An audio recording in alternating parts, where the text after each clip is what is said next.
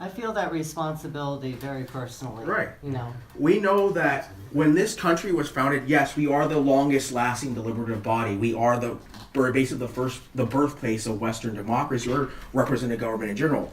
But when this was first started, unless you were a rich, white, landowning male, you did not have a seat at that table. And every single one of us, our ancestors, in some way bled or fought or cried or died for the rest of us to get to that.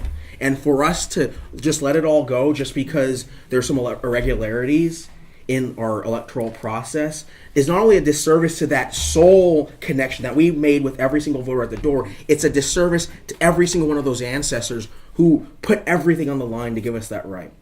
Absolutely, Kenny. And I think that everyone who's involved in the process, candidates, citizens, are engaging in the development of the future of the Commonwealth.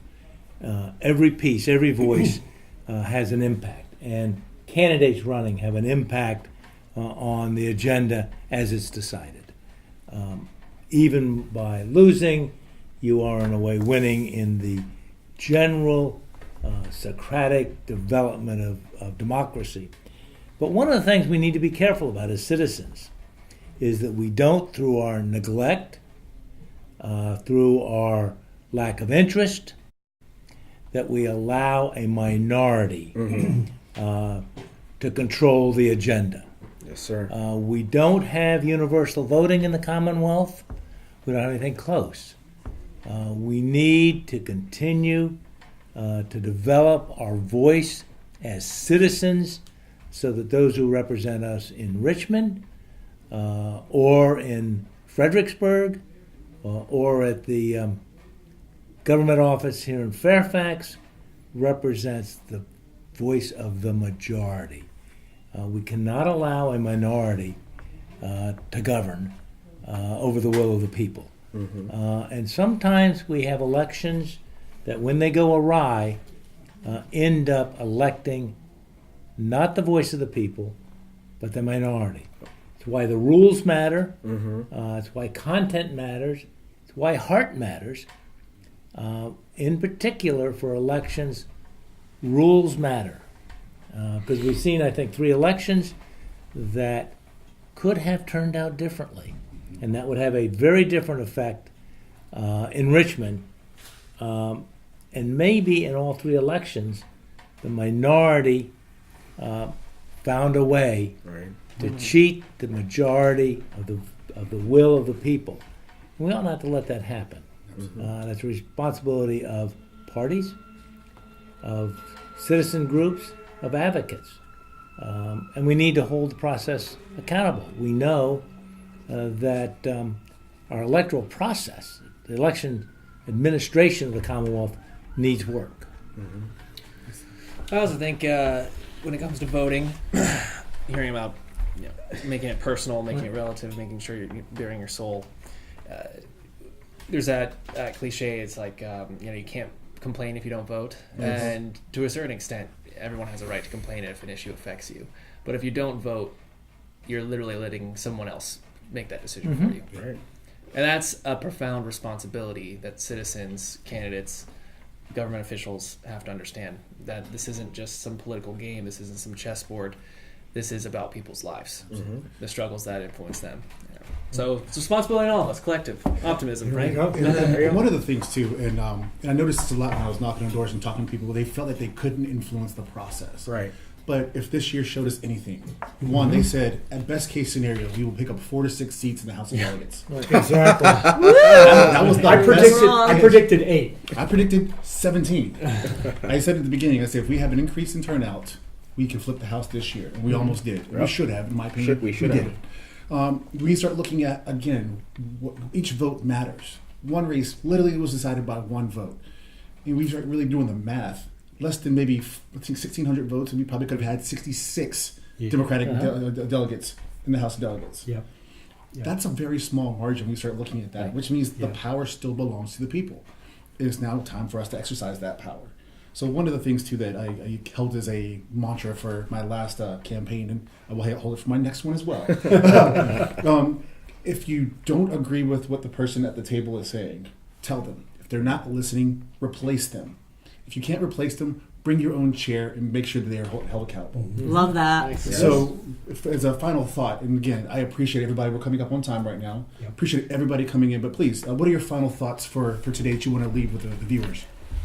It shows me again how much work we have to do. You know, we had this thread on Thunderdome about what worked, what didn't work on this past election, where we were throwing in all ideas from various different districts. I mean, +3 alone had 27 districts involved in that. So trying to pick out and pick and choose the different things for each district, and I really think that we have to get back to that. We got a little lost because of the time constraints with everything else, but we really should pick it out to each district, the dates, the times, everything that needs to be situated for the people who are going to be working that district. I think it needs to be a little bit more organized. The rapid response, definitely need that. I'm thinking that the polling workers, as the people are coming out, they could be the ones, since they're going to be there giving out the ballots anyway, that they can be the ones to also ask, how did that go? Was there Exactly. anything happening? Then you can get on the phone, call your precinct captain, and that's the person that then goes to the rapid response. So very easy ways to take this idea and actually coalesce it into a movable working component to our election cycle. And that's what I'm really loving about having sat here, because I'm like, we need that so much. Absolutely. Professor? I guess I have to correct the record so that I don't get thrown out of William and Mary. It's adjunct professor. You let us go the entire conversation. Nobody cares about that. Notice I waited till the end, however. Nobody cares. So, adjunct professor? I defended the court, and now I'm defending my institution. You're a professor to us. All elections are personal. And that means that everyone, candidates, political groups, individuals, need to get in the game in one way or the other. If it just means voting, that's an important part. Our turnout rates in the Commonwealth are appallingly low.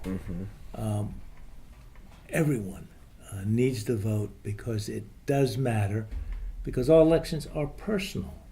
Whether you have a child in school, whether you're a caregiver, whether you're old, young, you are affected by what happens in government.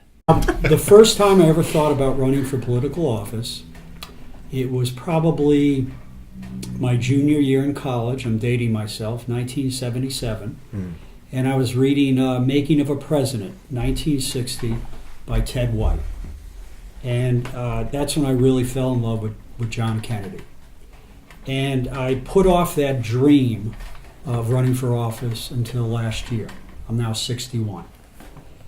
And what I want to say to all the people watching, if you have a desire to get involved in the political process, and if you have a desire to run for office, don't give up that dream, don't give up that hope. Because if you do it, Donte, Kenny, and I did it, it will be the most rewarding thing you've ever done if you are so in love with public policy, talking to voters, hearing their story, their heartaches, their trials and tribulations. The arena of politics is probably the most noble arena ever. And that's what I learned by reading that book about John F. Kennedy. He felt the same way. That's all I have to say. Thanks, Jim. So, I work in Richmond. I live in Richmond. I'm a lobbyist, which means I get to annoy you guys. And so, you might not have won your elections, but at least I get to annoy you right now.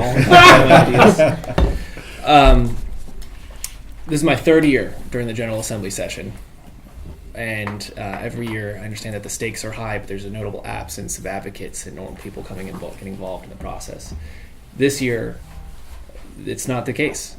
We're seeing advocacy groups going to committee rooms, demanding to be heard. We're seeing normal people outside of the Capitol with signs telling our legislators exactly what they need to understand. When politics is personal, these people are making sure that their personal stories are part of the political dialogue. Something's happening in Virginia And what we're doing here today is to make sure that anyone who's watching this is part of it. Not for me, not for anyone at this table, not for the parties, but for themselves. People have waited long enough for promises to be delivered, but we keep waiting. We keep relying on this idea that there's going to be a champion who comes along who encompasses everything. This last election, we mentioned how I never thought we'd pick up these many seats. Nonpartisan, how there's many seats. When we picked up what these groups did, these outside groups, many of which were from people from all sides of the political spectrum, many of which had no experience in the political arena beforehand. They proved in no uncertain terms the people can be their own champion. Excellent. And elections is the first step. Excellent. Thank you. So I touched on it earlier, and it's the fact that people who came before us fought, bled, died, cried, put everything on the line for the right to vote. This wasn't some accident. A lot of folks recently have been quoting MLK. The arc of the moral universe is long, but it bends towards justice. But that's not an accident. That happens because people are willing to put everything on the line in order to make sure that that's so. And we stand in a moment now where we've seen that arc bend closer to justice than it's ever been in this state. But we fell short. Whether that's in our own races, or that's overall in the Commonwealth. And we have to keep working at it. I was awoken to the political process very early in life, but when that happened, I assumed that someone who looked like me, who came from my background, could not be someone that makes any sort of large-scale change. I could be someone behind the scenes sort of helping people out.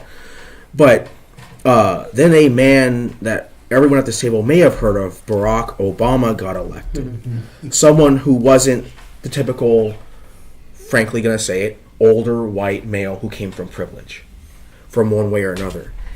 Someone with my background, someone who looked like me, someone who came from the same sort of murky depths of low income and not being your typical privileged upbringing, was able to not only become the major party candidate for a major political party, but was elected president. Mm-hmm. And he was elected president not because he was the best public speaker, although he was pretty good. Mm-hmm. Not because he had this huge legacy of generational wealth and a family behind him, but because he was able to find a way to connect himself with millions of people across our country.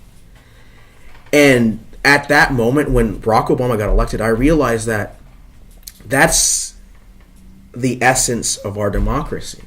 That's the founding principles that our country was founded upon, that, we're all created equal and we're all moving towards this more perfect union, but that the people themselves have a voice, and no matter where you come from, you can influence that, and that each individual person may not be able to affect large swaths of our society by themselves, but each person is a little ripple of change, at least a little ripple of hope.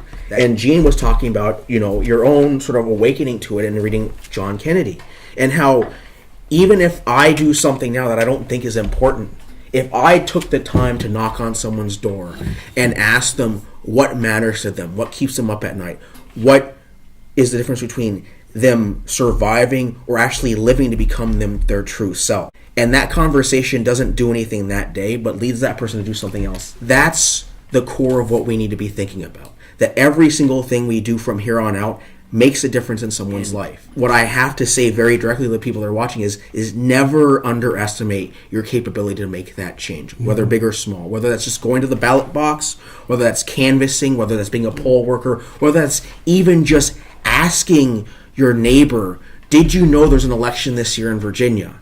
You can make that difference. So don't be afraid to do it. A lot of great points, and I cannot thank you all enough for being here. It's easy to get involved. Whether it's +3, just contacting 3 people and encouraging them and reminding them to go out and vote. Whether it's just doing some research, knowing where you're going to go vote. whether it's running for office. This last year, I had no intention of running for office, but I knew that my role in this effort was to do that because we have to challenge every seat everywhere. Yes, sir. To make sure our voices are heard. So no matter what you have thought about your own involvement in this process, you can and will make the difference. The weather's not the greatest, but you know what? You're here, and it's been an amazing conversation. Thank you.